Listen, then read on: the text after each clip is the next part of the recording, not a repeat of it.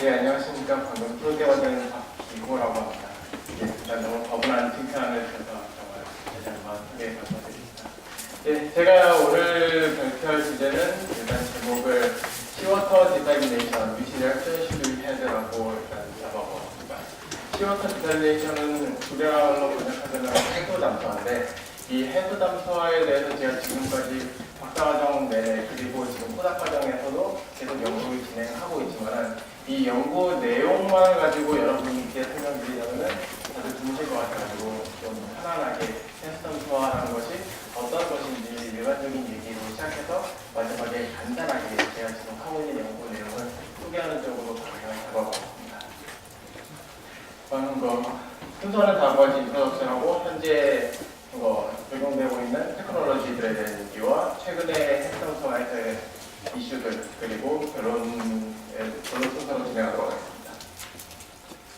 먼저 물 부족 현상에 대해서는 아마 많이들 들어보시긴 하셨을 겁니다. 여기 지금 보시는 바와 같이 2030년에 들어서는 60% 정도의 물 공간이 이용 가능하다는 얘기도 있고 또 9명 중에 1명은 안전하고 깨끗한 물을 이용할 수 없다라는 그런 얘기도 여기 적혀 있는데 이 그림을 보셨을 때 여러분들의 심정은 아마 저랑 비슷하실 겁니다. 전혀 와닿지가 않죠, 사실. 예. 아마 여러분들 중에서 물이 부족해서 힘들어하시는 분들은 아마 없을 겁니다.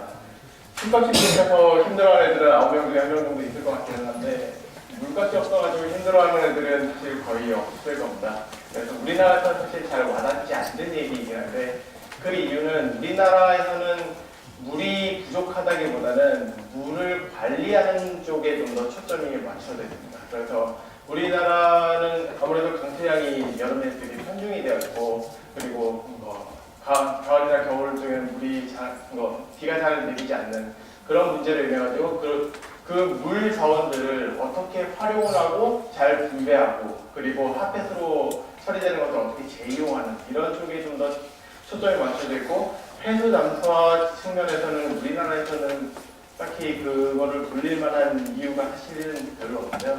그러면은 도대체 이거를 왜 하고 있느냐라고 한다면은 바로 수출을 위해서입니다. 우리나라에서는 당장 필요한 기술은 아니라 할지라도 중동이나 이런 지역 같은 경우는 물 자원이 굉장히 귀한 나라이기 때문에 거기에서는 해수담수화 기술이 굉장히 수요가 높습니다. 그래서 그러한 해수담수화 기술의 수요가 높은 데다가 우리가 거기 가가지고 해수담수화 플랜트를 짓는 이런 형태로 수출을 하기 위한 목적으로 국내에서는 계속해서 연구를 진행하고 있는 것입니다. 가끔씩 해수담수화를 도대체 왜 하느냐 우리나라에서라는 그런 의문점을 가지시는 분들이 많아도 간단하게 일단 소개를 드렸습니다. 그래서 아까 말씀드렸던 바와 같이 물 부족 현상이 전 세계적으로 굉장히 중요한 이슈가 되고 있는데 이러한 물 부족 현상을 사실 궁극적으로 해결할 수 있는 솔루션은 결국은 해수 담수화입니다. 왜냐하면 지구상 전체 물 자원 중에서 99%가 약 96%가량이 해수이고 나머지 한 3% 정도는 좀 더 빙하로 되고 우리가 일반적으로 담수라고 할 수 있는 혹은 강물 같은 것들은 1% 레벨 정도밖에 되지가 않습니다.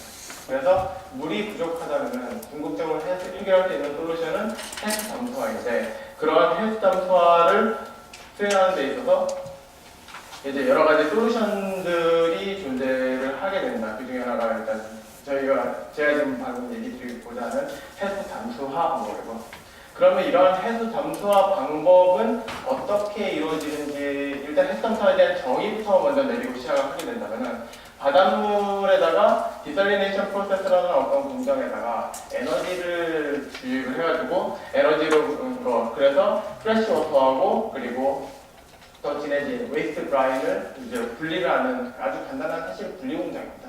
그래가지고 이 해수담수화 공정은 다음과 같이 정의를 내릴 수가 있고 이런 해수담수화를 수행하기 위한 방법으로는 크게 두 가지로 나눌 수 있는데 멤브레인을 사용하는 멤브레인 프로세스하고 열을 사용하는 서멀 프로세스가 있습니다. 그래서 다음과 같이 현재 상용적으로 혹은 연구 중인 공정들을 이와 같이 정리를 할 수가 있게 되고, 이 더멀 프로세스와 디자인 멤브레인 프로세스는 각각 장단점들이 존재하는데 지금 그거에 대해서 간략하게 소개를 이후에 드리겠지만, 먼저 그렇다면 핵섬프와 전반적인 공정이 어떻게 진행되는지에 대해서 간단하게 알기 쉽게 먼저 소개를 드리겠습니다. 제일 처음에는 바닷물에는 뭐 여기 보신 바와 같이 물고기들도 많고 거기에 써 있는 여러 가지 부유생물들 혹은 모래 같은 것들도 굉장히 많기 때문에 바닷물을 그대로 빨아들여가지고 바로 이용을 할 수는 없기 때문에 먼저 스크리닝하고 필터링 작업을 간단하게 정치해줍니다.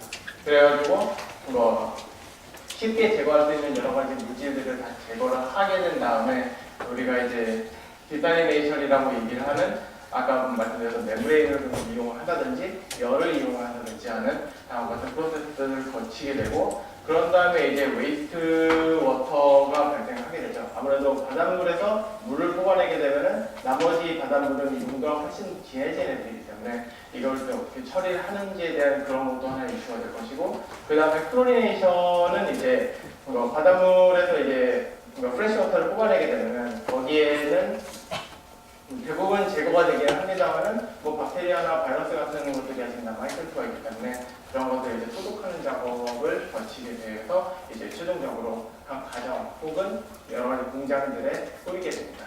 그래서 이와 같이 6단계로 이루어지게 됩니다.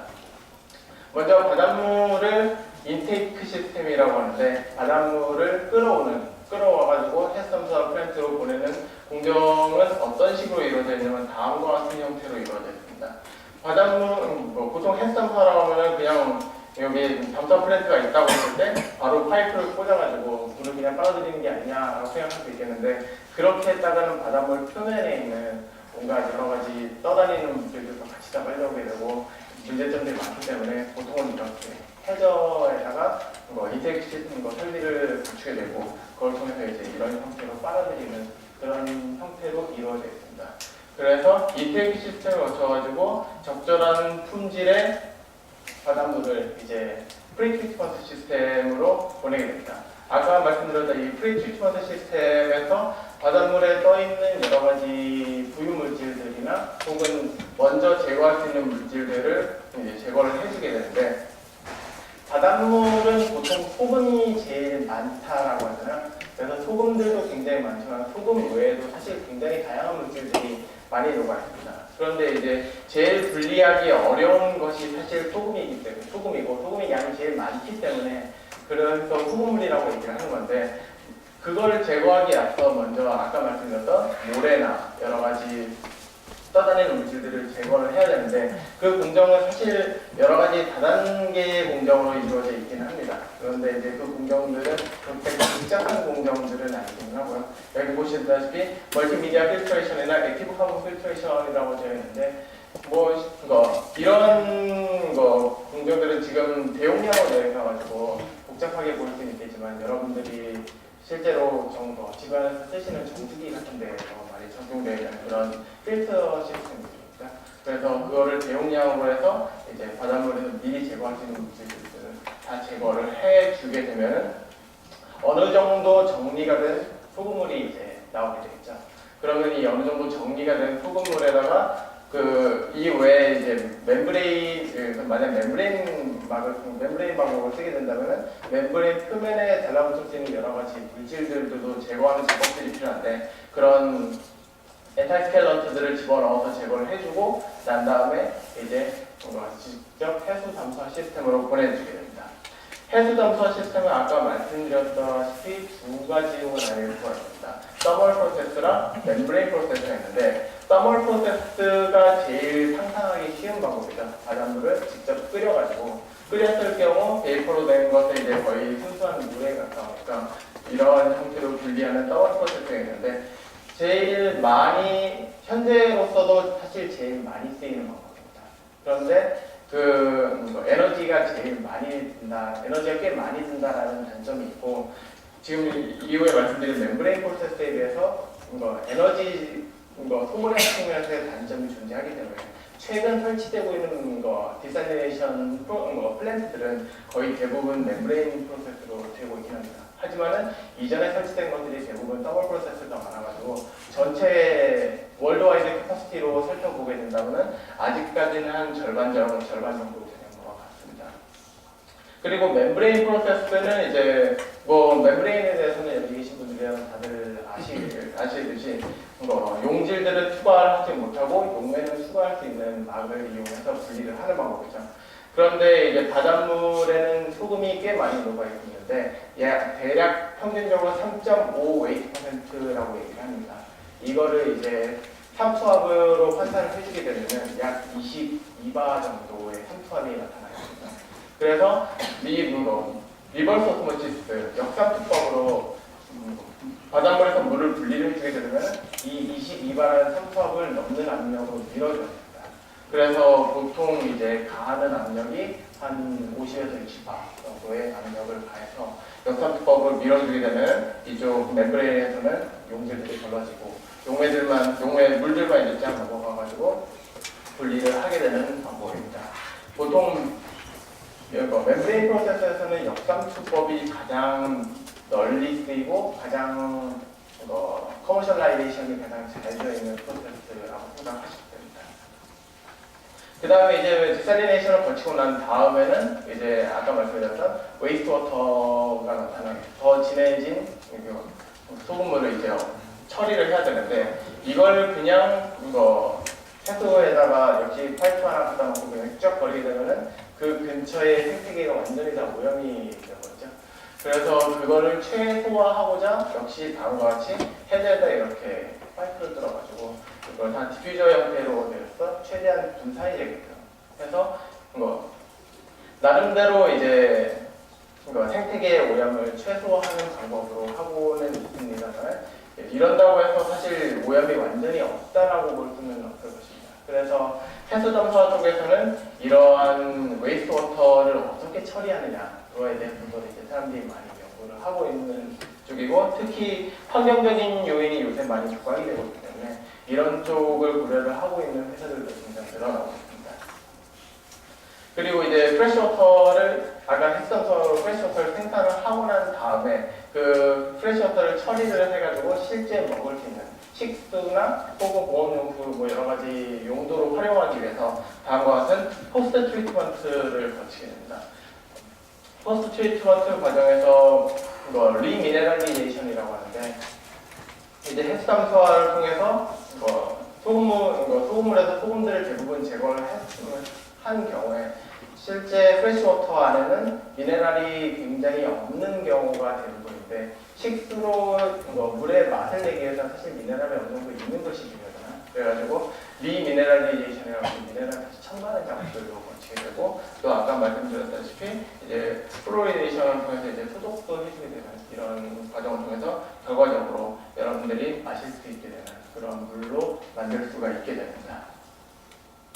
그리고 이거는 이제 실제 디살리네이션 플랜트의 모습입니다. 바다에 설치되어 있는 디살리네이션 플랜트의 모습을 가져온 건데 이게 이제 멤브레인 하우징이라고 하는 것이고 여기 꼽혀 있는 요 동그란 것들이 전부 다 멤브레인입니다. 그래서 멤브레인이 왜 이렇게 동그랗게 생겼냐라고 생각을 하실 수도 있는데 멤브레인을 쭉 뚫뚫뚫뚫 말아가지고 마치 두루마리처럼 그렇게 말아서 패킹 덴시티를 높이기 위해서 다음과 같은 형태로 모듈을 디자인을 구현을 해놓은 것입니다. 그래서 이쪽에 이제 바닷물이 고압으로 압축이 되어가지고 들어가게 되면은 이제 실제 생산수를 얻어내고 나머지 웨이스트워터가 빠지게 되는 그런 형태로 구현이 되어 있습니다. 그리고 이거는 열 플랜트에서의 이제 모습인데 이제 멀티 이펙트 디스틸레이션 MED라고 하는 것이 있고 멀티 스테이지 스플래시라고 하는 이 두 가지 방식이 있는데 이 두 가지 방식이 더멀 방식 중에서는 가장 널리 쓰이는 방법들입니다. 그래서 이 두 가지 플랜트들도 세계적으로 가장 설치가 많이 되어 있는 그런 플랜트들이고 그리고 보시다시피 굉장히 규모가 크죠. 그래가지고 이런 플랜트들이 대부분 중동 지역 쪽에 사실 많이 건설이 되어 있습니다. 중동 지역 이런 열 활용하는 것이 아까 말씀드렸다시피 에너지가 좀 높기는 한데 대신 좋은 점은 그리고 중동 지역의 물은 염도가 굉장히 높거든요. 그런데 염도가 높은 상황에서 아까 역삼투압 방식을 사용하게 되면 압력을 더 크게 가해줘야 되는 그런 문제점이 있는데, 열 방식은 그런 쪽에서 에너지 변화가 좀 적기 때문에 중동 쪽에서는 더블 방식을 활용하는 쪽을 좀 더 지금까지는 적극적으로 선호를 해왔고, 아직까지도 그렇긴 한데 이제 조금씩 멤브레인 기술이 발전을 하게 되면서 점점 역삼투압 방식으로 넘어가고 있는 추세입니다. 글로벌 마켓셔를 보게 되면은 지금 2018년 기준으로 했을 때 이거는 토탈로 했을 때 약 15,000 밀리언 달러, 15,000 밀리언 달러 정도의 월드와이드 캐파시티를 보이고 있고, 여기 지역적인 이제 마켓시어의 모습을 보시면은 미국이 가장 많긴 하지만은 사우디아라비아나 유럽, UAE, 그리고 보시면은 이 두 개를 합치면은 아무래도 가장 중동이라는 지역으로만 본다면은 다른 데에 비해서 해수 담수화에 대한 수요가 굉장히 큰 것을 보실 수 있고, 그래서 아마 해수 담수화 기술을 지금 연구를 많이 하고 있는 것이 사실 중동에 진출해가지고 그쪽에 이제 새로운 플랜트들을 건설해가지고 그걸 불을 걸기 위한 그런 목적으로 수행을 하고 있는 것입니다. 향후 마켓시어는 점점 증가를 할 예정이라고 이제 나타냈고, 아까 말씀드렸듯이 열 방식인 MSF나 MED의 마켓시어에 비해서 리버스 오스모시스 방식이 전체적으로 인기를 끌고 있고 점점 더 많이 설치가 되고 있는데, 그 이유는 에너지 소모량이 그만큼 작기 때문이고 향후에도 이 기준은 계속해서 유지가 될 것입니다. 역시 2007년부터 2016년까지 이제 다른 디사이네이션 방법들에 비해서 애뉴얼 캡슐 익스펜디처, 즉 1년 동안에 이제 설치된 코스트들을 비교를 해봤을 때 아무래도 최근 들어가지고는 SWR가 굉장히 많이 설치되고 있다라는 것을 이 그래프에서도 확인을 하실 수가 있습니다. 그러면 현재 최근에 디사이네이션 테크놀로지들에 대해서 간단하게 설명을 드리도록 하겠습니다. 먼저 멀티 이펙트, 열 방식들에 대해서 먼저 설명을 드리자면 멀티 이펙트 디스틸레이션이라고 하는 방식이 있는데, 사실 열 방식은 열을 이제 어떻게 활용하느냐의 측면에서 컨피규레이션이 조금 다른 거 외에는 일반적인 로직은 똑같습니다. 원리는 똑같습니다. 결국은 끓여가지고 물과 소금을 분리를 하는 방식인데요. 그래서 여기서는 이제 디스틸레이션 방식을 활용을 하는 것이고, 보시는 것이 지금 시워터 필드에서 열을 가해가지고 여기 지금 스팀 서킷이 있거든요. 이쪽을 통해 가지고 바닷물을 이제 뿌려주게 되면은 거기서 이제 이 스팀들을 거쳐가지고 베이퍼라이제이션이 일어나게 됩니다. 그래서 이 베이퍼라이제이션 된 것들을 이제 이쪽에 점점 투과를 시키게 되면서 여기에서 가지고 있는 에너지들을 회수를 해서 남은 이 밑에 다음 단에서도 활용을 할 수 있게끔 해서 열 효율을 높인 방식입니다. 그리고 이거는 멀티스테이지드 플래시인데, 여기 계신 분들 대부분 4학년 분들이시니까 플래시가 어떤 방식인지는 다들 아시잖아요. 그래서 이거는 다단 플래시 방법을 이용해가지고 해수 담수화를 수행을 하는 방법이고, 역시 방식은 아까랑 동일합니다. 크게 에너지를 가해가지고 바닷물을 증발을 시켜서 그 증발을 시켰을 때 물이 분리되는 그 방법을 활용하는 것이고, 그 증발된 것의 에너지를 회수를 해서 최대한의 열 에너지 효율을 높이고자 하는 것입니다. 그 다음 베이퍼 컴프레션 디스틸레이션이라고 하는데, 이것도 역시 거의 비슷합니다. 스팀에서 이제 컴프레서를 거쳐가지고 이제 여기 이베포레이터를 통해서 여기에도 히트 엑스체인저가 존재를 하고, 그리고 시어터가 이 과정을 통해서 점점 증발해서 이제 커렉트하는 그런 방식인데요. 이 방법은 앞에 두 개의 방법들에 비해서는 널리 쓰이는 방법은 아니긴 합니다만, 그래도 좀 많이 쓰이고 있는 방법 중에 하나입니다. 방식은 역시 비슷하게 앞에 방식들과 동일하게 이제 열을 통해서 증발시키는 방식이고, 그 다음에 보통 해수 담수화라고 했을 때 사람들이 가장 쉽게 떠올릴 수 있는 방식이 사실 이런 방식입니다. 솔라 디스틸레이션 해서 지금 바닷물을 그냥 넓게 쫙 펼쳐놓고 거기에 이제 유리벽으로 이렇게 딱 설치를 해주게 되면은 증발이 돼가지고 태양열에 의해서 증발이 된 다음에 얘들이 전부 다 이쪽으로 흘러가지고 콘덴세이트에서 모일 수 있는 방법이 되겠죠. 그래서 굉장히 쉽게 디살리네이션을 할 수 있는 방법이긴 합니다만은 이거는 아무래도 대용량을 수집하는 데는 한계가 있는 방식이 될 것입니다. 그래서 굉장히 적은 규모에서 간단하게 햇섬사를 수행을 할 때 이제 또 태양 에너지가 굉장히 풍부한 지역에서 사용할 수 있는 그런 방식이 될 것입니다. 그 다음에 아까는 이제 바닷물을 끓여가지고 이제 디살리네이션을 분리공정을 수행을 한다라고 한다면 이번에는 바닷물을 얼려가지고 수행을 하는 방식인데 그 아이디어의 컨셉은 바로 이 수치에서부터 나오겠습니다. 히트 오브 베이퍼라이제이션의 1몰당 40.77kJ인데 히트 오브 크리스탈리제이션 얼었을 때 이제 필요한 요구 에너지는 6.01이기 때문에 이거에 비해서 훨씬 적은 에너지가 들어간다는 점을 체감해서 그러면은 얼려서도 디살리네이션을 수행할 수 있겠다라는 생각을 할 수가 있게 됩니다. 그런데 이 방식의 문제점은 열을 가하는 거에 비해서 냉동기는 에너지 효율이 그렇게 좋지를 못하거든요. 그게 일단 첫 번째 문제점. 그래서 냉동기의 효율을 높여야 된다는 것이 첫 번째 문제점이고 두 번째 문제점은 물을 얼렸을 때 물 안에 소금 입자들이 인출이 되는 현상들이 있습니다. 그래서 완전히 디살리네이션 하기가 조금 어렵고 좀 높은 기술력이 필요한 그러한 방식이 되고 이 방식은 뭐 연구가 계속 진행되고 있는 방식이고 획기적인 기술이 나오게 된다면 앞으로 그걸 쓸 수 있는 그런 가능성이 있는 방식입니다. 그 다음에 하이드레이트를 만들어서 하는 방식도 있을 수가 있습니다. 보통 CO2를 활용해가지고 CO2와 물 분자 간의 하이드레이트가 형성이 되는 그런 조건을 적용을 시켜서 역시 디살리네이션을 수행을 하는 방법인데 연구 단계에 있는 공정이긴 하고 하이드레이트를 형성하는데도 역시 에너지가 굉장히 많이 들고 또 하이드레이트 과정을 잘 컨트롤하기가 굉장히 어렵기 때문에 아직 많은 연구가 필요한 그러한 방법이 되겠습니다. 그 다음에 요거는 이제 더멀 방식이기도 하면서 멤브레인 방식이기도 한 멤브레인 디스틸레이션이라고 하는 방식입니다. 이거는 어떤 방식이냐면은 멤브레인, 하이드로포빅한 멤브레인을 사이에 두고 온도가 다른 한쪽에 뜨거운 유체는 60도라고 하고 차가운 유체는 20도라고 하게 된다면은 온도가 뜨거운 유체 쪽에 이제 좀 더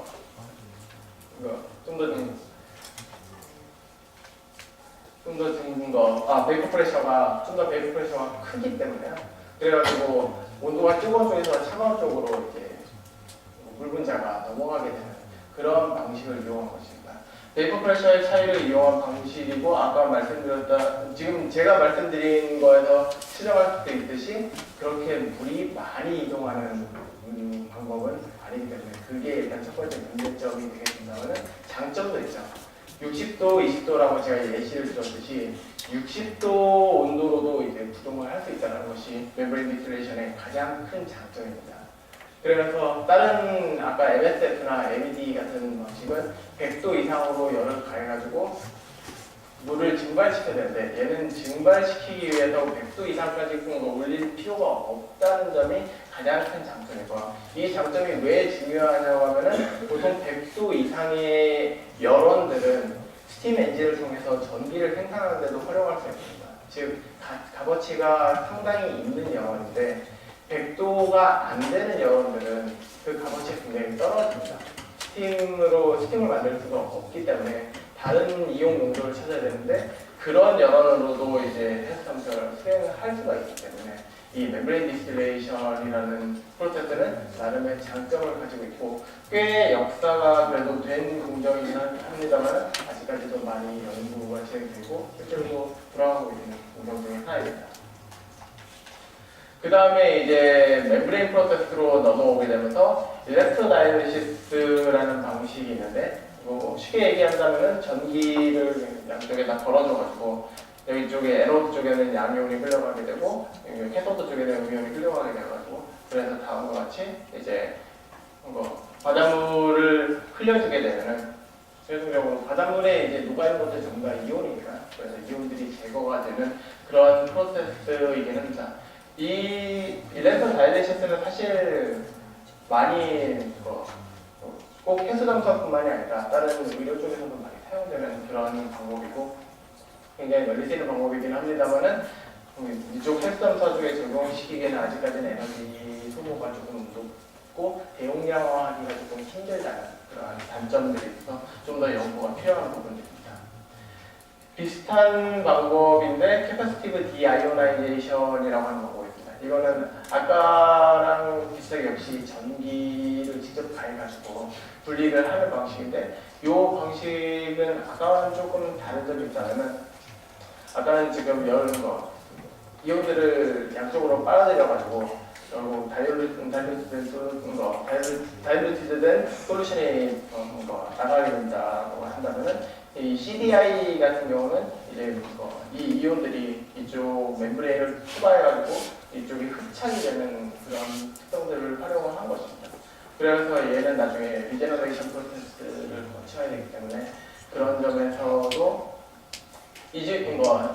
현재 연구가 많이 진행되고 있는 것이고 이 CDI 프로세스는 지금 아마 그 멤브레인 프로세스들 중에서는 제일 연구가 많이 되고 있는 그런 프로세스일 겁니다. 그래서 여기저기에서도 논문들이 꽤 나오고 있는 그런 프로세스라고 할 수 있겠습니다. 그 다음에 이제 오스모시스 프로세스들을 이제 멤브레인 중에서 제일 뒤로 제가 일부러 빼놨습니다. 제일 많이 연구하고 있고 제일 많이 상업화가 되는 그런 공정이기 때문에 보통은 리버스 오스모시스인 역삼수법이 아까 말씀드렸다시피 현재 제일 상용화되는 스케일 중에서 에너지 소모량이 제일 낮은 방법입니다. 그런데 지금 포워드 오스모시스라는 공정이 연구가 이게 사람들이 연구하기 시작한 것이 2006년 정도부터 연구를 하기 시작해가지고 지금은 꽤 많은 사람들이 연구를 진행하는 내용입니다. 이 포워드 오스모시스는 리버스 오스모시스와는 다르게 바닷물보다 더 높은 농도의 용액을 멤브레인 사이에다 쓰게 됩니다. 그러면은 바닷물보다 농도가 더 높기 때문에 오히려 물 분자가 바닷물에서 이쪽 더 농도가 높은 용액, 드로우 솔루션 유도용액이라고 하는데 이 유도용액 쪽으로 물이 일단 넘어오게 됩니다. 그리고 이 유도용액을 이제 적절한 방법을 통해서 분리를 쉽게 할 수 있다면 리버스 오스모시스 방법보다 효율적으로 물 분리를 할 수 있을 것이다 라는 아이디어에서 출발을 한 공정이었습니다. 그런데 아직까지는 그런 효율적인 분리 공정이 나와 있지 않다라는 것이 큰 문제이고요. 그래도 사람들이 이 컨셉 자체를 활용해가지고 굳이 해수 잠수화가 아니더라도 좀 다양한 쪽의 이 포워드 오스모시스를 적용하려고 노력을 하고 있습니다. 그 중에 하나가 이제 군용 쪽에서 많이 활용을 하고 있는 것인데 군용에서 어떤 팩 안에다가 이제 굉장히 영양 성분들이 많이 녹아 있는 용액들을 그 안에서 집어넣은 겁니다. 그리고 그 팩은 멤브레인으로 되어 있고요. 그러면은 이거를 이제 전시에 흙탕물에다가 그냥 집어 던져버리게 되면은 흙탕물에 있는 흙탕물보다 이 안에 들어있는 시럽들이 농도가 훨씬 더 높기 때문에 그쪽으로 물이 빨려 들어갑니다. 그래서 이걸 그냥 열고 마시면 되는 그런 형태로도 개발을 한 경험이 있습니다. 이게 아마 미군에서 실제로 개발을 해가지고 지금 실제로 사용을 하고 있는 그런 방법입니다. 그래서 이런 방법으로도 이제 이런 포워드 오스모시스 방법들을 활용을 하고 있고요. 프레셔 리터리드 오스모시스라고 하는 방법은 이거는 다른 방법들과는 다르게 얘는 전력을 생산하는 방법입니다. 어떤 방법을 전력을 생산하냐면 이제 결국은 드로우 솔루션 쪽에다가 압력을 이제 살짝 가해주게 되는데 압력을 살짝 가해주게 되면 지금 3점 차이로 인해 가지고 바닷물 쪽에서 이쪽 드로우 솔루션 쪽으로 물이 넘어오게 되는데 이쪽 압력에 의해서 지금 눌린 상태에서 물만 넘어오게 되면서 부피가 사실 원래 팽창해야 되는데 공간이 갇혔기 때문에 부피가 팽창을 하지가 못하게 되죠. 대신 압력이 증가하게 됩니다. 그래서 그 압력 증가되는 것을 활용을 해가지고 터빈을 돌려서 파워 제너레이션을 하는 방식입니다. 그래서 이 방법은 굳이 표현을 하자면은 바닷물에 녹아있는 케미컬 포텐셜을 활용을 해서 파워 제너레이션을 하는 그런 방식으로 볼 수 있고, 이 방법은 국내에서도 실제 실증화 플랜트 건설도 많이 하고 있습니다. GS 건설에서는 가장 대표적으로 이거를 실증화 플랜트를 돌리고 있고, 현재 과제가 거의 막바지 정도로 달려 있는 걸로 알고 있습니다. 그래서 아까 말씀드렸던 리버스 오스모시스 방법이 가장 널리 쓰이는 방법이고, 현재 프리 트리트먼트랑 포스트 트리트먼트를 다 합쳤을 때 에너지 소모량이 큐빅미터 1톤당 약 4kWh가 되게 됩니다. 그래서 이 에너지 소모량이 지금 다른 디살리네이션 방법들하고 비교를 했을 때는 굉장히 낮은 에너지 소모량이기는 합니다만, 보통 중동 쪽에서 요새 건설되고 있는 대용량 플랜트가 하루에 10만 톤 이상의 물을 생산하기 때문에 에너지 소모량만 봐도 40만 킬로와트아워가 하루에 요구가 되게 됩니다. 그래서 이 에너지 소모량을 어떻게 하면 더 낮출 수 있을지, 그거에 대한 연구들을 사람들이 많이 수행을 하고 있습니다. 에코 프로세스는 아까 말씀드렸다시피 드로우 솔루션을 활용해가지고 이제 바닷물로부터 물을 빨아들이는 방법입니다. 그래서 정리를 해보게 되면은 일단 열 더멀 방식들에서는 MSF-AD 두 방식이 가장 널리 쓰이는 방법이고, 나머지 솔라 디살리네이션은 간단하긴 합니다만은 아무래도 대용량으로 설치하기에 좀 무리가 있는, 그리고 날씨 조건에 너무 영향을 심하게 받죠. 안정적으로 물을 공급하기에는 어려운 방법입니다. 그리고 이제 프리지 디살리네이션 같은 경우는 아직까지 그 단계에 있는 방법이고, 하이드레이트도 역시 마찬가지입니다. 그리고 이제 멤브레인 프로세스들을 이제 정리를 해봤을 때 리버스 오스모시스가 제일 널리 활용이 되고 있고 가장 먼추한 테크놀로지가 있고 평가를 하고 있습니다. 그에 반해서 이제 FO 프로세스는 현재 연구 단계에 있고 CDI 될지 연구 단계에 있기 때문에 이 두 개의 프로세스들의 목적은 역시 리버스 오스모시스보다 더 효율적인 프로세스로 발전을 해가지고 그리고 리버스 오스모시스가 가진 캐파를 자기들이 가져오는 것, 그것이 이 나머지 방법들의 공식의 목적일 것입니다. 그러면 이제 헬스 점수화에서 이 디자인 팩터라고 하는 헬스 점수화에서 이제 공정을 설계하거나 혹은 플랜트를 건설할 때 어떠한 중요한 요인들이 있는지를 살펴보도록 하겠습니다. 사실 가장 중요한 요인은 피드의 농도가 있죠. 아까 말씀드렸다시피 보통 전 세계적으로 바닷물의 염도를 평균내면은 3.5 웨이트, 35,000mg per 리터 정도가 됩니다. 1리터에 한 35g 정도의 염이 녹아 있다고 생각하시면 되는데, 이게 이제 바닷물의 수질에 따라 달라가지고 중동 지역 같은 경우는 45,000도 넘어가는 경우가 허다하고, 또 어떤 곳에는 한 3만도 안 되는 경우도 이제 흔히 나타나기도 하고, 또 바닷물을 처리하는 것이 아니라 브랙시워터, 쉽게 얘기하면 강물이라고 생각하시면 됩니다. 강물을 이제 처리할 때는 농도가 아무래도 바닷물에 비해서는 훨씬 낮으니까 이 방법들은 이제 에너지가 상대적으로 훨씬 적게 요구가 되는 그런 방법들입니다.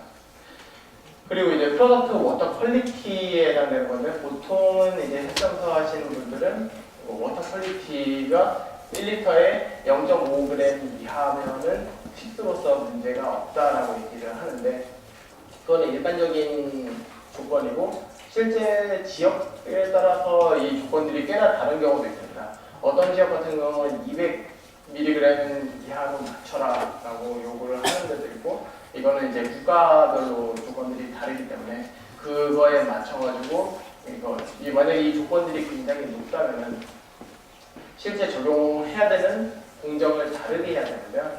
아까 리버스 오스모시스 방법 같은 경우는 제일 널리 활용된다라고 말씀드렸습니다만은 프로덕트 워터 퀄리티는 더멀 방식에 비해서는 좋지는 못합니다. 더멀 방식은 거의 퓨어 워터를 생산할 수가 있는데, 멤브레인 방식으로는 멤브레인이 100% 완벽하지는 않기 때문에 당연히 어느 정도 제거율의 한계를 보이게 되고, 그래서 그 두 가지를 어떻게 지역에서 요구하는 니즈에 따라 가지고 어떻게 적용시키느냐가 이제 중요한 디자인 팩터가 되고 싶어요. 그리고 플랜트 캐파시티, 이 공장을 설치를 할 때 공장에서 실제로 물을 얼마나 많이 생산을 해야 되는지 그거에 대한 얘기도 필요할 것이고, 그럼 이런 정보들을 통해 가지고 디자이네이션 방법을 뭐를 적용시켜서 할 것인지, 열 방식이 더 나을 것인지 아니면 멤브레인 방식이 더 나을 것인지 그거에 대한 내용을 적용시킬 수가 있을 것입니다. 그리고 또 역시 바닷물의 온도 같은 것도 이제 중요한 요인이 될 수가 있을 것이고, 그래서 보시게 되는 에너지만 측면에서 비교했을 때 RO가 아무래도 이 중에서 상당히 거의 제일 낮죠. 그리고 열들은 RO에 비해 MSF나 LED는 RO에 비해서 상당히 높은 열 에너지 소모량을 나타내는 것을 보실 수 있습니다. 보시면 굉장히 차이가 많이 나는 것처럼 보이긴 하는데 열 에너지와 전기 에너지의 약간 비교라는 측면에서 이거를 1대1로 사실 바라보기 좀 무리가 있어요.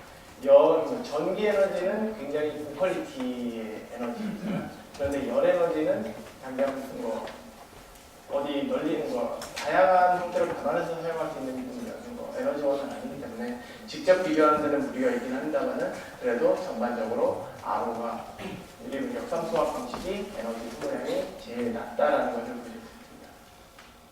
그래서 아까 말씀드렸던 피드 살리니티 의 측면에서 바라보았을 때 보시다시피 이 중동 지역 쪽은 보통 시워터들이 대부분의 용량을 차지하고 있고, 그에 반해서 노스아메리카 같은 경우는 시워터보다는 브레이크 시워터의 용량이 굉장히 많습니다. 즉 이런 데에서는 굳이 시워터를 많이 활용하는 것보다는 아무래도 브레이크 시워터 쪽을 활용하는 것이 좀 더 효율적인 방법이 될 것이고, 그래서 지역별로 어떤 방법이 더 효율적이냐 아니냐는 이제 좀 차이가 나게 될 것입니다.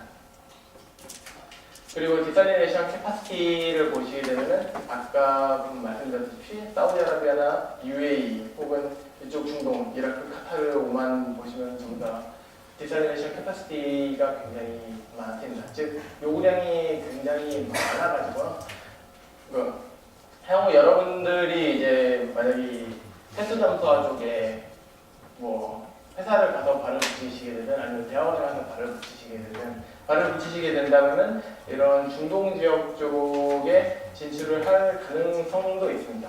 네, 그래서 이쪽에 이제 취업을 하게 된다면은 제가 얘기 듣기로는 연봉이 굉장히 높다라고 하고 1.5억에서 2억은 기본적으로 준다는 그런 실제로 얘기 들은 얘기입니다. 그래서 연봉이 굉장히 높고 심지어 텍스가 없다라고 하고, 그래서 그게 전부 다 자기 소중하리로 들어갈 수는 있는데 이제 다만 문제라면은 다른 신을 믿어야 된다. 5월달이 되면은 좀 굶어야 된다. 이런 문제점도 있게 한다면 굉장히 여러분들이 기회가 될 수 있을 것 같습니다. 그리고 에너지 소스들에 대해서도 이제 차이가 좀 있을 수 있는데 아까 중동 지역 같은 경우는 아무래도 태양열 에너지를 굉장히 잘 활용할 수 있는 그런 국가일 것이고, 그 외에 무슨 유럽 지역 같은 경우는 다른 에너지가 굉장히 풍부한 그런 지역이니까. 그래서 만약에 리뉴어블 에너지, 요새 리뉴어블 에너지가 굉장히 핫한데 이런 리뉴어블 에너지를 활용을 한다고 했을 때 지역에 따라 가지고 어떤 에너지가 가장 풍부한 것인지를 먼저 타겟을 잡아주게 된다면은 그거에 따라서 이제 내가 어떤 방식의 디살리네이션 테크놀로지를 이 지역에 적용시킬 수 있을지가 판단이 될 수가 있을 것입니다. 그래서 그러면 최근의 디살리네이션 이슈들을 보시게 되면 아무래도 가장 중요한 거는 에너지를 낮추는 것입니다. 에너지 소모량이 지금 SWRO가 에너지 소모량이 제일 낮은데 이 SWRO에서도 SWRO의 시워터 디살리네이션, 시워터 리버스 오스모시스입니다. 바닷물 역삼 투어 방식의 에너지 소모량이 제일 낮은데 이 에너지 소모량을 보시게 되면은 전처리에서 약 0.1에서 0.4, 포스트 트리트먼트에서 0.5 정도가 소모가 되고 이 두 개를 뺀다 하더라도 실제 리버스 오스모시스 부분에서 2에서 5kWh/km 정도의 에너지가 소모가 됩니다. 그런데 이 바닷물의 에너지 소모량, 이론적인 최저 에너지 소모량은 1.07 정도가 됩니다. 그래서 그 이론적인 최저 에너지에 비해서 아직 좀 높은 경향이 있기 때문에 이거를 어떻게 하면 더 효율적으로 에너지 소모량을 낮춰가지고 해수 잠수함을 생활할 수 있을지가 가장 키포인트가 되고, 또 그 이유는 해수 잠수함은 그 플랜트 규모가 굉장히 크기 때문에 에너지 소모량이 굉장히 큰 소스입니다. 그래서 이 에너지 소모량을 한 20%만 낮출 수가 있어도 실제 전체적인 에너지 소모량을 엄청나게 감소시킬 수가 있게 되기 때문에 그 영향이 굉장히 크다고 할 수가 있습니다. 그러면은 이 RO 측면에서 일단은 한정을 지어가지고 이 RO 공정이 가장 널리 쓰이는, 그리고 가장 현재 많이 설치가 되고 있는 공정이기 때문에 이 RO 측면에서 한정을 지어가지고 에너지 소모가 일어나는 유닛들을 살펴보게 된다면은 플랜트 다음과 같이 일단 구성이 되어 있는데, 바닷물을 인테이크하는 데 필요한 인테이크 펌프에서 에너지가 소모가 될 것이고, 그런 다음에 여기 프리트리트먼트 할 때 듀얼 미디어 필터 같은 거에서 필터 쪽에서 펌프를 통해서 흘려줘야 되기 때문에 거기에 들어가는 에너지 소모량도 있을 수 있습니다. 하지만은 이런 것들보다 제일 많이 들어가는 것은 역시 하이프레시 펌프에서 고압을 50bar, 60bar 정도의 압력을 걸어줘야 되기 때문에 이 하이프레시 펌프에서 에너지 소모량이 가장 크고요. 그래서 멤브레인을 거쳐가지고 프레시워터를 생산을 하게 되고, 프레시워터 말고 이제 웨이스트워터에도 이제 압력 에너지가 상당히 남아있기 때문에 이 압력 에너지를 회수를 하는 에너지 리커버리 디바이스가 준비를 하게 됩니다. 이 에너지 회수 장치의 효율을 얼마나 높이는지도 이제 전체적인 에너지 소모량을 감소시킬 수 있는 방법 중에 하나가 될 것입니다. 그래서 크게 얘기를 하자면은 소모를 일으키는 요인은 이 프리트리트먼트, 하이프레셔 펌프, 그리고 이 부스터 펌프도 있기는 한데 그거는 이쪽에 이제 디펜던트 되어 있는 펌프이기 때문에 크게 얘기하면 이렇게 3개 정도가 에너지 소모량에 가장 큰 영향을 미치는 요인이라고 할 수가 있겠습니다. 그래서 에너지 소모량은 플랜트 데이터들을 통해서 살펴봤을 때 당연한 얘기지만 바닷물의 농도가 높으면 높을수록 에너지 소모량이 커지는 것을 보실 수가 있게 됩니다. 그리고 템퍼레처를 비교를 해보았을 때 역시 온도가 높아질수록 전반적으로 에너지 소모량은 감소하는 경향이 나타나는 것을 확인을 하실 수가 있습니다. 그런데 이 밑에 이 부분이 지금 theoretical minimum인데 이 theoretical minimum과 비교를 했을 때 아직까지 상당히 높기 때문에 이거를 어떻게 하면 더 효율적으로 낮출 수 있을지에 대해서 사람들이 많이 연구를 진행하고 있고, 또 이거는 실제 많이 설치가 되고 있고 운영이 되고 있는 플랜트이기는 합니다만, 그래도 여전히 아직 갭의 차이가 크기 때문에 그걸 어떻게 하면 낮출 수 있는지에 대해서 많은 회사들에서도 연구를 많이 진행하고 있습니다. 그래서 그걸 어떻게 낮출 수 있는지에 대해서 정의를 해보게 된다면, 먼저 첫 번째, RO 멤브레인의 퍼포먼스를 높이는 거거든요.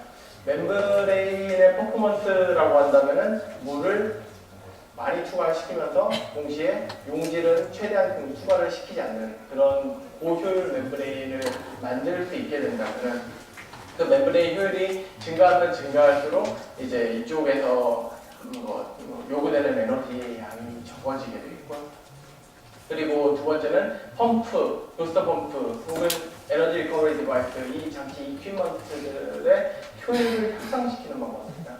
지금 대충 펌프의 효율이 한 80% 정도라고 보고 있고, 에너지 리커버리 디바이스가 한 20% 정도인데요. 이게 최근 한 10년간 펌프랑 에너지 리커버리 디바이스 쪽에 발전이 계속적으로 진행되어 오면서 그렇게 해서 에너지 효율이 많이 향상이 됐고, 그로 인해서 RO 공정이 에너지가 많이 받아들이게 되는 인기가 많아지게 된 것입니다. 그리고 그 외에는 이제 멤브레인 자체에서 파울링이 생기는 현상들이 있는데, 파울링이라는 건 멤브레인 표면에 여러 가지 찌꺼기들이 껴가지고 막 이제 성능을 저하시키는 그런 현상을 의미하는데, 그 파울링이 최대한 적게 생기게 된다면은 아무래도 에너지 효율적인 면에서 더 뛰어난 것이고, 또 멤브레인을 자주 갈아주지 않는 그런 장점이 있을 것입니다. 그리고 마지막으로는 이제 프레시워터를 이제 처리를 하는 것을 얼마나 더 적은 에너지를 써가지고 프레시워터를 처리를 하는 그런 방법들에 대해서도 사람들이 연구를 진행하고 있습니다. 이거는 지금 한국에서 진행하고 있는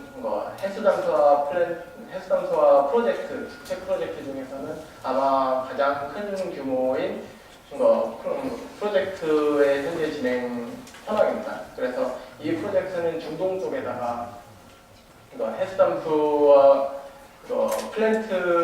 파일럿 플랜트를 지어가지고 그쪽에 이제 높은 염도나 여러 가지 복잡한 조건들을 그 지역 내에서 이제 실증하는 작업을 하는 것이 이 프로젝트의 목적입니다.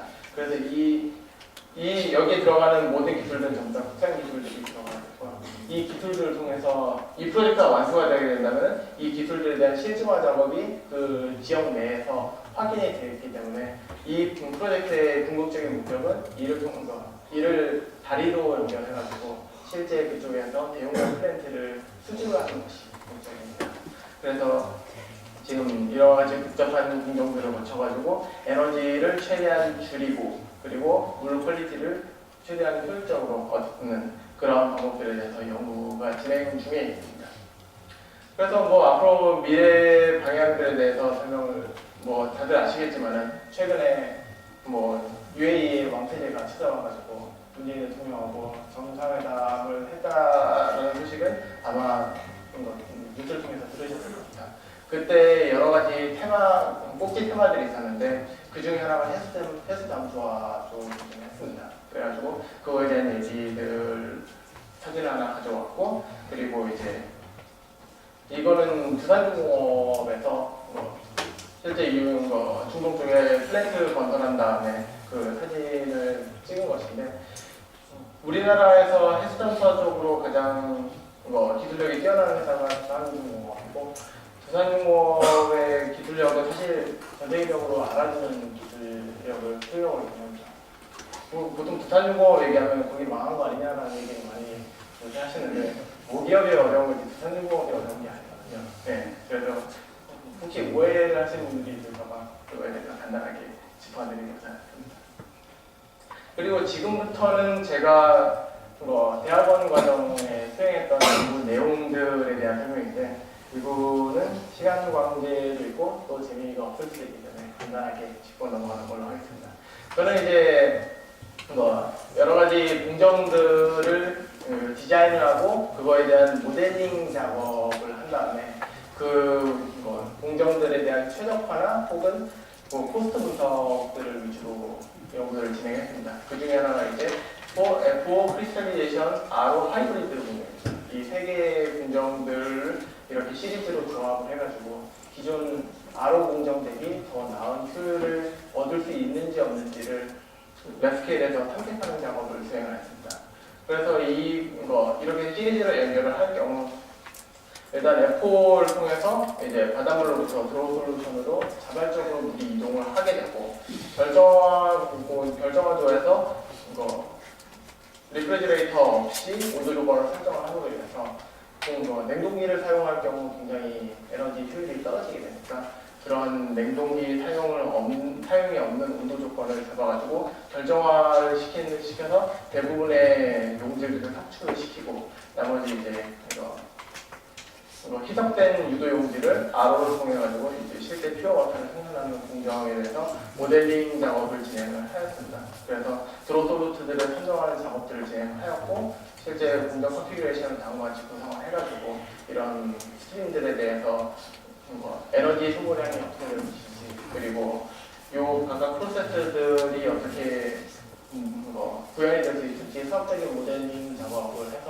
프로그램을 통해서 시뮬레이션을 하는 작업을 주로 했었고, 그러니까 사실 이게 그 결과입니다. 제가 논문에서 낸 결과로는 일반적인 RO 공정이 2.52kWh 정도의 에너지 소모량을 얻는 데 비해서 제가 제안한 공정을 할 경우 약 킬로미터당 1.56kWh의 에너지 소모량을 나타낼 것이며, 그리고 이코노미 피지빌리티 스터디를 해봤을 때도 보통 RO 공정이 약 0.64달러 per 킬로미터의 코스트가 들어가는데 제가 제안한 공정으로는 0.97달러 킬로미터로 더 경제적이고 더 에너지 소모량이 더 적다라는 그런 결론을 얻을 수가 있었습니다.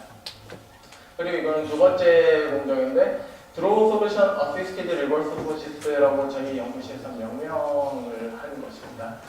일단 기본적인 컨셉 자체는 유도용액을 사용하기는 하는데 유도용액이 바닷물보다 농도가 좀 낮은 것을 유도용액으로 사용하게 됩니다. 그러면은 두 개의 용액 차이의 삼투압이 원래는 바닷물 삼투압이 22바 정도 되는데 용액이 유도용액이 바닷물보다 조금 농도가 낮다면은 그 두 용액 사이의 삼투압의 차이가 훨씬 더 줄어들게 되거든요.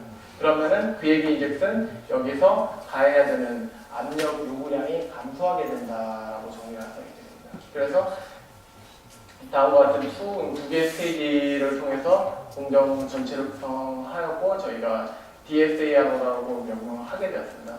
이 공정은 아까 말씀드렸다시피 원래 원 스테이지로 한 번에 하는 일반적인 RO 프로세스에 대비해서 두 번 유도용액을 하나 줌으로 인해서 투 스테이지로 이렇게 내려가게 되는 그런 공정을 설계를 한 것입니다. 그래서 고압으로 원 스테이지로 가는 방법 대신 저압으로 투 스테이지로 가는 그런 공정을 제안을 한 것이고, 그래서 이제 필요한 펌프 위치들을 이제 설계를 하고 이제 코스트 에스티메이션을 위해서 여러 가지 파라미터들을 파라미터들을 지정을 해놓은 다음에 각각에 대해서 모델링을 진행을 하고 시뮬레이션을 수행을 해보았습니다.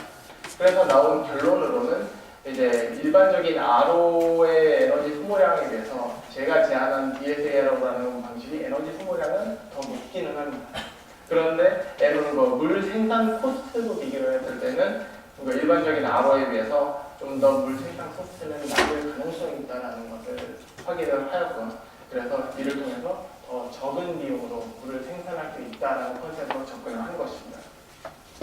그리고 이게 마지막이 될 것입니다. Pressure Retarded Membrane Distillation이라고 역시 저희 연구실에서 새롭게 명명을 한 공정입니다. 이 공정은 이제 멤브레인 디스틸레이션에다가 아까 말씀드렸던 Pressure Retarded Osmosis의 개념을 한 군데서 합쳐가지고 다음과 같은 형태로 구성을 한 것인데, 여기에서 멤브레인을 사이에 두고 두 개의 온도가 다른 액체가 있게 된다면 이 멤브레인이 하이드로포빅하다고 했을 때 베이퍼 프레셔 차이로 인해 가지고 워터 플럭스가 이렇게 나타나게 됩니다. 그런데 이쪽에 이제 압력을 가해주게 된다면 이 워터 플럭스를 가지고 델타 V가 형성이 되게 되는데, 이를 통해서 하이드로 터빈을 돌려가서 전기를 생산하고 동시에 이쪽에서 넘어가는 것은 물 분자들만 넘어가기 때문에 예를 들면서 역시 물도 같이 생산하는, 전기와 물을 동시에 생산할 수 있는 프로세스라고 해서 컨셉을 구현한 것입니다. 그래서 이 두 가지 장점을 활용을 할 수가 있을 것이다 라고 해서 모델링과 시뮬레이션 작업을 진행을 하였고, 그래서 이제 에너지 요구량은 이쪽 펌프에서 나타나게 될 것이고 에너지 제너레이션은 이쪽 하이드로 터바인에서 나타나게 되니까 이걸 통해서 실제 에너지 생산량이 얼마나 될 것인지 확인하는 작업을 하였고, 이제 일렉트리컬 제너레이션의 최대 양은 0.16kWh/km, 그렇게 에너지 제너레이션 되는 양은 높지는 않긴 합니다만은 물과 전기를 동시에 생산할 수 있다는 그 장점이 존재하기 때문에 이거를 사용할 수 있는 형태라면 역시 예를 들자면 이런 섬이 많은 지역 같은 경우 물이나 전기 공급이 어려운 이런 곳에서는 이런 서스테이너블한 프로세스의 중요성이 굉장히 부각이 되겠습니다. 그래서 이런 지역에서라면은 이제 물과 전기를 동시에 생산할 수 있는 다음과 같은 CRMD라는 공정이 적용이 되었을 경우 그 가치가 좀 더 올라갈 수 있을 것이다 라는 형태로 제안을 해본 겁니다. 그래서 이거는 이제 다른 일반적인 공정하고 비교를 했을 때 나왔던 결론이고, 결과적으로 물 생산량 약 3% 정도를 손해를 보지만 대신 이만큼의 전기를 생산할 수 있다라는 그런 내용을 정리를 한 것입니다. 그래서 결론입니다. 지금 해수담수화 쪽은 사실 플랜트도 많이 건설이 되어 있고 많은 사람들이 업무에도 종사하고 있지만 실제 연구도 많이 진행이 되고 있는 분야입니다. 그래서 여기 학부생분들도 계시고 대학원생분들도 계신데, 학부생분들은 이제 회사에 들어가서